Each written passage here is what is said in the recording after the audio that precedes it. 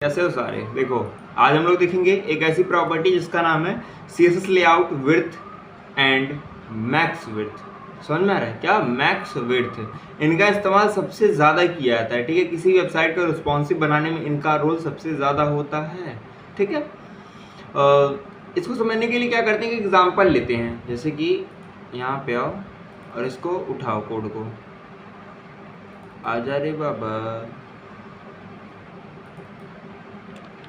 select all, copy, come here, control A, control V, control S, open this। देखो ये आपके दो elements आपको दिख रहे हैं ना। ये जो है, ये div जो है, ये क्या है? केवल विड्थ है, लेकिन इसके पास क्या है? मैक्स विड्थ है। दोनों में डिफरेंस कैसे समझोगे? जब आप इसे इंस्पेक्ट करोगे। इंस्पेक्ट किया, देखो अभी इसकी यहाँ पे अगर आप वैल्यू देखोगे, इसको 80% से बढ़ा के 132% करते हैं।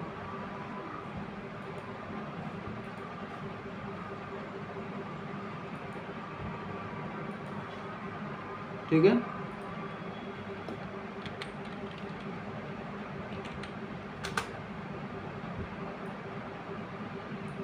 अगर आप इसे देखोगे तो एक काम करो,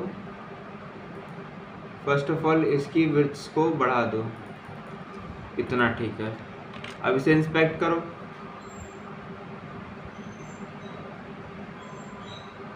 हो गया। अब देखो, अगर आप एक चीज नोटिस करोगे, छोड़ो, यहाँ पे 550 पिक्सल पे है ना, और ये इसका क्या है? विड्थ है, और ये इसका मैक्स विड्थ है। अगर मैं इसे क्या करूं? कम करूं, ये देखो, कुछ दिखा? विड्थ और मैक्स विड्थ में हो क्या रहा है? जैसे कि विड्थ क्या करता है? डिफाइंड प्रॉपर्टी होती है, जहाँ की मैक्स विड्थ क्या करता है? आपकी एक अनडिफाइंड प्रॉपर्टी होती है, जिसमें क्या होता है कि जैसे ही आप अपनी विंडोज को डिफाइन तो नहीं किए, जैसे कि मान लो आप टैबलेट पे चला रहे हो, लैपटॉप पे चला रहे हो, या फिर आप अपने फ़ोन पे चला रहे हो, बहुत सारी जगहों पे चलाते हो ना।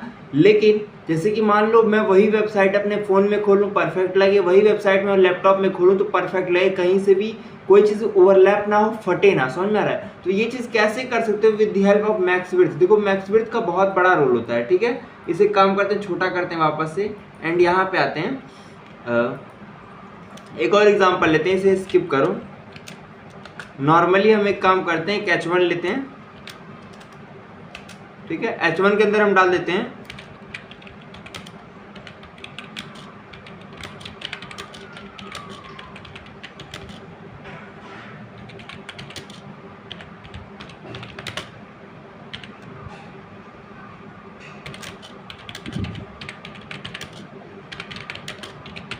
ये मैंने लिख दिया रैंडम। अब मान लो मैं क्या करता हूँ, स्टाइल में जाता हूँ, एंड स्टाइल के अंदर मैं H1 को टारगेट करके इसमें क्या करता हूँ, इसमें एक बॉर्डर देता हूँ।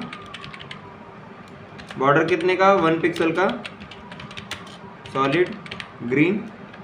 एंड क्या करता हूँ मैं, इसमें विड्थ डाल देता हूँ, WIDTH। विड्थ कितना कर दूंगा मैं?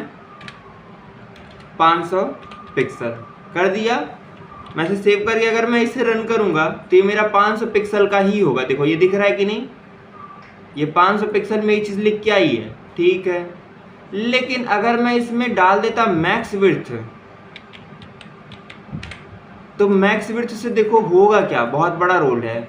अगर मैंने मैक्स विड्थ डाल दिया तो अब मैं कितना भी कुछ कर लूँ, मान लो मैं इसे इंस्पेक्ट भी कर दूँ और मैं इसे छोटा करूँ, देखो ये आया।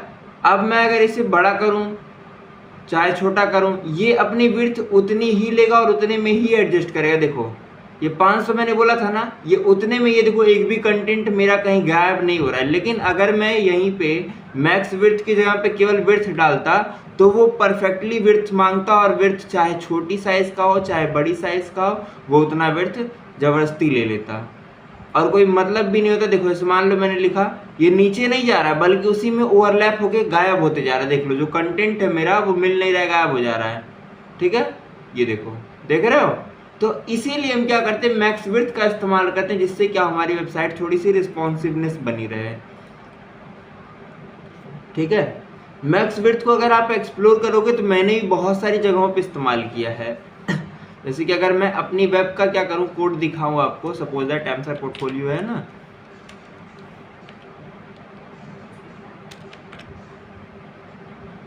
सोर्स निकाला,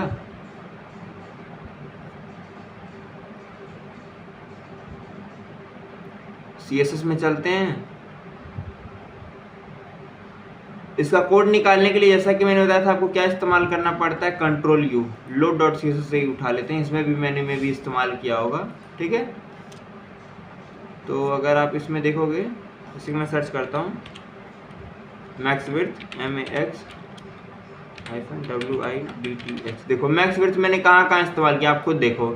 यहाँ पे मैंने क्या कहा कि जैसे ही क्या हो, वेलकम हेडिंग जो आता है ऊपर लिखा हुआ है वेलकम टू टेम्सर पोर्टफोलियो, उसको मैंने इसको फिक्स किया है। कैसे लिखा है, मैक्स विड्थ जैसे ही क्या हो आपका 64 पे हो तो आपका इस प्रकार से वर्क करे। उसी प्रकार से मैंने हेडिंग में क्या डाला है, मिनिमम विड्थ, देखो मिनिमम भी होता है, जैसे मैक्स विड्थ होता है मिन विड्थ होता है। जैसे क्या हो 50 EM से कम हो, और क्या हो मैक्स विड्थ क्या हो जो 56 है उससे ज़्यादा हो, तो यानी कि इन दोनों के बीच में जो हो तो उसमें क्या करो, मैक्स विड्थ 71% कर दो और फॉन्ट साइज ये कर दो, ठीक है।